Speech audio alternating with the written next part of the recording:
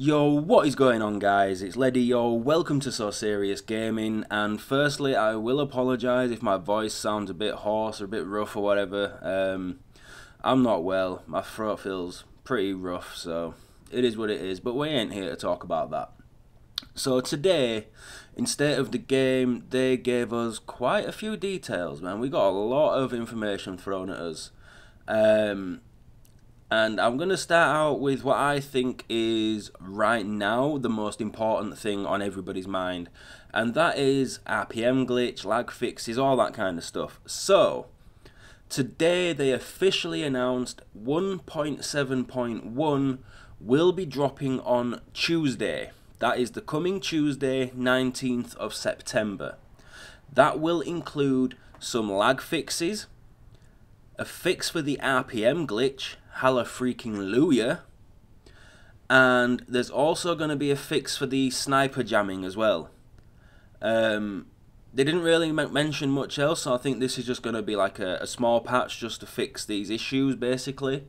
But it's about time, man. We needed these fixes. Like, these fixes were definitely needed. They've been plaguing the dark zone, they've been ruining the dark zone, and yeah, they really need sorting out. So I'm so happy about that. Bring on Tuesday. That's all I got to say on that one.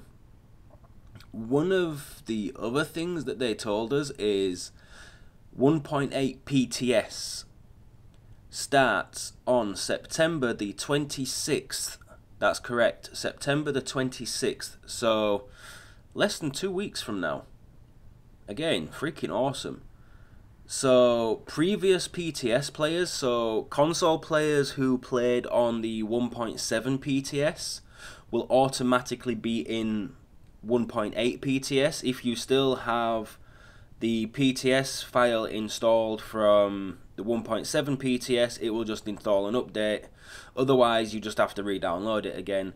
They are also going to be sending out more invites to people who didn't get on the 1.7 PTS, so we will have more people testing the PTS on console this time as well. So again, awesome news, something that we needed to happen, and I can't wait, man. I'm looking forward to it. It means that I will, there is a good chance now that we might have some more of the guys that I actually play with getting a chance to test the PTS, so I'm happy about that. Global event Assault will start on October the 3rd, which is 1 week after the PTS starts, which I find a bit weird. I kind of feel like they should have done Assault first and then do the PTS, but hey, at least we're getting it, right?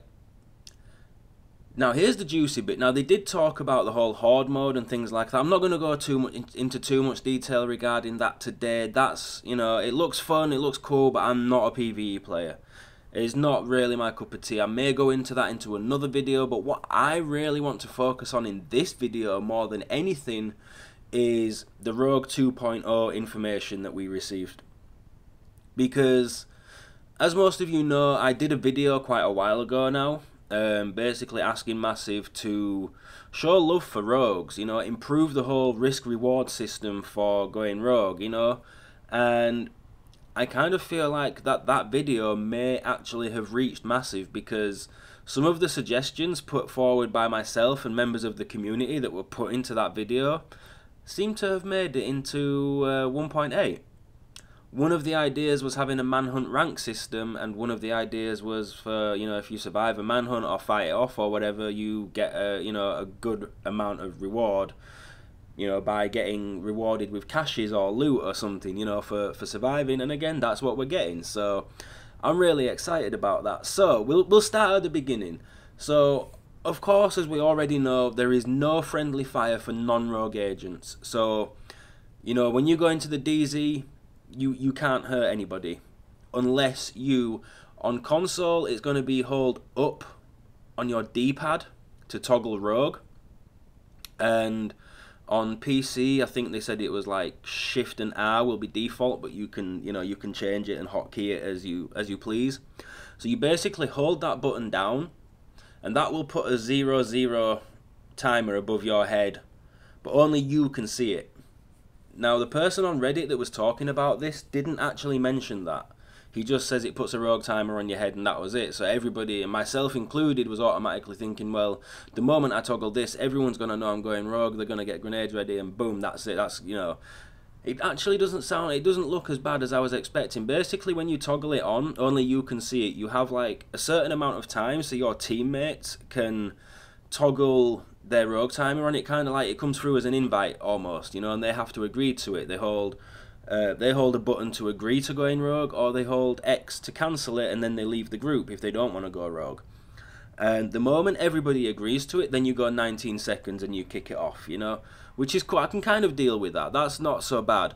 However, when you do toggle this rogue, before the symbol comes on, Isaac will warn those around that somebody has gone rogue. Now, again, those people will not know who it is that has gone rogue until that timer actually initiates, kicks in, and says these guys have gone rogue. So they still have to, you know, have that caution about them as to, you know, who is it that's going rogue? You know, is it these guys? Is it that guy? Is it him? Is it them? You know, they're not gonna know. So that I can kind of deal with. Your team. So like I say, your team has several seconds to go. You know, to agree to it. If they don't, they leave the team. There's no more manhunt timer. So when you get 5 kills, as you know right now, you get 5 kills, you get manhunt, you have to survive for 5 minutes, and every gunfight you get into pauses your timer and so on. There's no more of that.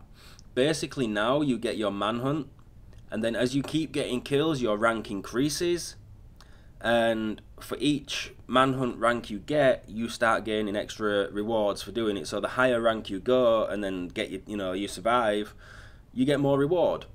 At the moment, in the clip that, you know, in the footage that you can see now, which was shown on State of the Game today, it looks like, you know, every kill, once you hit manhunt, you get 1 kill, you go up a rank, you get another kill, you go up a rank, and, you know, rank 5 is the highest.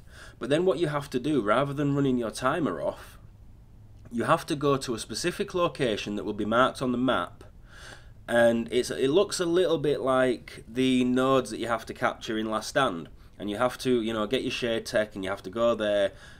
Obviously, you're going to have to kill agents if they're in the vicinity so that you can, you know, you can do this little task and get your timer off. That's how you cash in to get your reward, so to speak. And as you can see on the screen, when you do this, you know, for a rank 5, I mean, look, 6 manhunt caches, and these caches have a good chance of giving you classifieds and exotics as well, they were saying. So you get a lot of reward for staying and fighting for your manhunt and doing what you need to do. No more running, you know, no more ganking somebody for 5 kills. You know, now you're going to have to actually work and, you know, get your timer. It's not even a timer, you know, you've got to go do this little task and get it off. And my assumption is non-rogues will be indicated as to where this location's going to be so that they can go there and perhaps try and stop you from completing your task to cash in and get your reward. They also mentioned that on the flip side, the rogue hunters face getting rewards for killing you as well. So I don't know exactly, they didn't go too much into how that's going to work, but they're trying to balance this whole reward system thing for both sides, which is awesome. That was something that I said needed to be done. If they're going to reward manhunts nicely, they need to reward non-rogues for killing the manhunts as well. So, you know, that makes sense, and I'm really excited for that, because now it feels rewarding. You know, no more like surviving a manhunt and gaining 6,000 XP and then dying on a manhunt and losing 12,000, you know. It's so retarded right now, and I can't wait for this to come in, man. It's gonna be so cool. And one of the other things that they mentioned, which I really hope they were gonna do, and they are doing, Banshee is getting an overhaul. Now, they didn't go into too much detail in regards to what they're changing, so they didn't say which talents are getting changed, what's getting changed, things like that. One thing that they did say, however, it will help with those rewards that you gain from going manhunt, and they put an emphasis on if you are in a 4-man team, have 1 Banshee in your team. They repeated it several times. So my assumption is Banshee is either going to increase the amount of rewards you get, or it's going to increase the quality of rewards you get for surviving your manhunt. And I think because they said just have 1 Banshee in your team, I think this, you know, having this 1 Banshee in your team, this talent will apply to the whole team. So that's pretty cool. touching up on this whole friendly fire thing really quick before I finish this video, they did mention about the grenade spam, and I think that they're looking at making final measure a little bit stronger in that regard, because obviously, as you can imagine, going 4v16, 4v20, where they don't need to worry about spamming grenades and going rogue because of it, it's a little bit of an OP idea. So, you know, we need something to kind of counter that. I would personally prefer them if they were to nerf the grenades, reduce the amount of damage they deal, because it's pretty insane right now. But hey, we have the PTS to come, so things are subject to change. You know, we'll see how it pans out. But I'm not gonna lie, my initial fears of sort of, you know, they're sort of still there in regards to the whole grenade spam, friendly fire issue.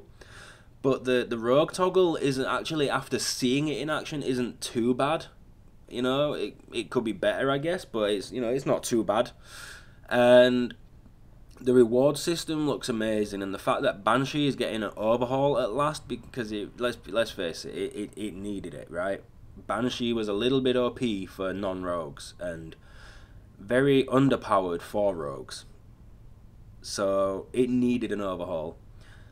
But yeah, man, I'm pretty excited. I can't wait to get onto the PTS and you know, try this out for sure.